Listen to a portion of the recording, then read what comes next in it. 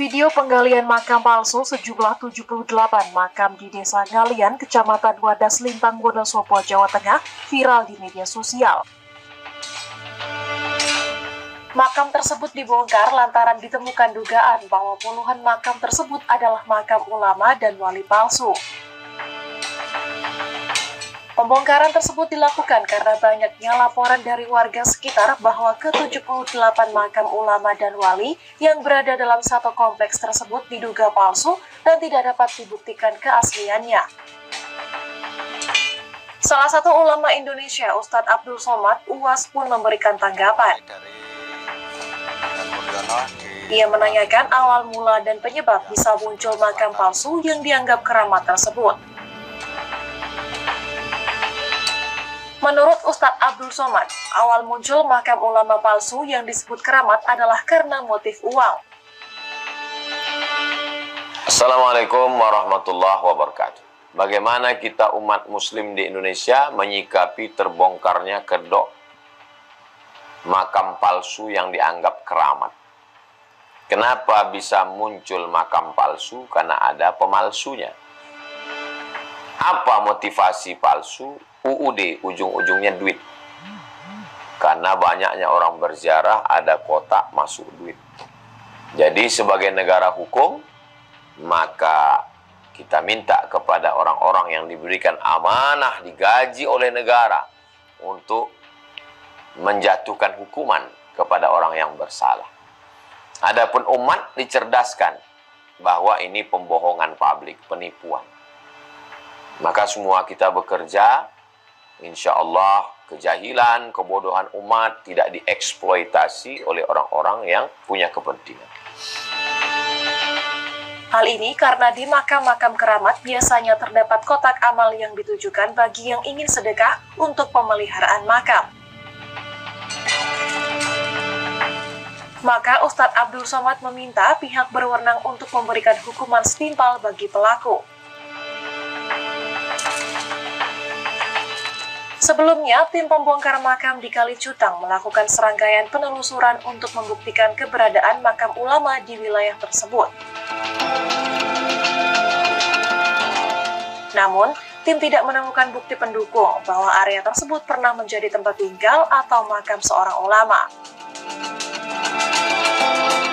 Menurut keterangan salah satu anggota tim pembongkaran makam, lokasi yang kini menjadi area pemakaman awalnya adalah lahan kosong milik desa pada tahun 2022.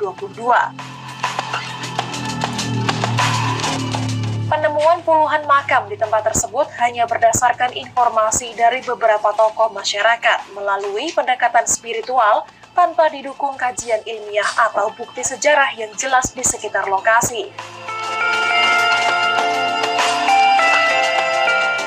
Kronologinya bahwa itu awal mula dari laporan masyarakat bersama mantan kepala desa yang dulu bahwa tanah tersebut bekas kolam ikan untuk penunjang stunting.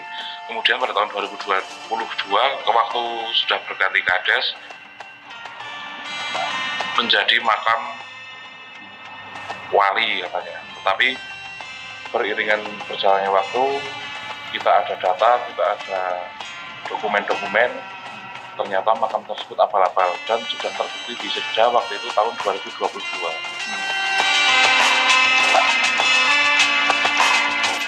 Setelah berkonsultasi dengan instansi terkait dan para ahli sejarah, warga bersama Koramil setempat, Kabangpol, serta tim penelusuran menyatakan bahwa 78 nisan yang berada di kompleks pemakaman Kalicutang diakui sebagai makam palsu yang diklaim sebagai makam ulama dan wali. Lokasi tersebut kemudian dihancurkan dan ditutup untuk mencegah masyarakat kembali datang ke makam palsu tersebut untuk berziarah.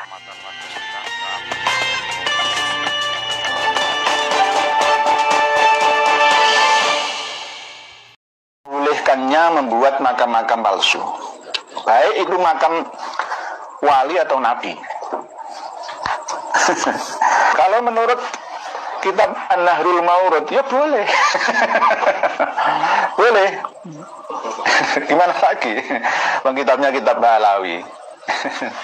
Ini kitabnya. An-Nahrul Maurud, karya Habib Al-Idris.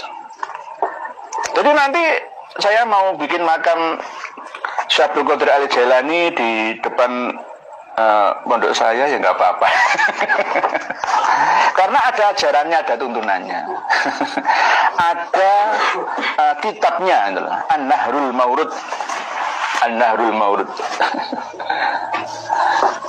Min Bahril Fadli wal Jud min kalami imami ahli syuhud Qutbil Arifin wa Imamil Wasilin Al-Imam Al-Habib Aidrus bin Umar bin Aidrus Al-Habsyi, yang mana ini dikumpulkan oleh jama'ahu Al-Imam Al-Arif Billahi Ta'ala Ubaidillah bin Muhsin bin Alwi bin Sekaf As-Sakaf Al-Alawi radhiyallahu anhum wa nafa'ana bihim.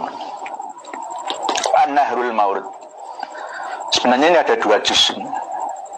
Yang juz 2-nya ini lebih spesifik, nanti akan kita baca bersama tentang dibolehkannya membuat makam-makam palsu.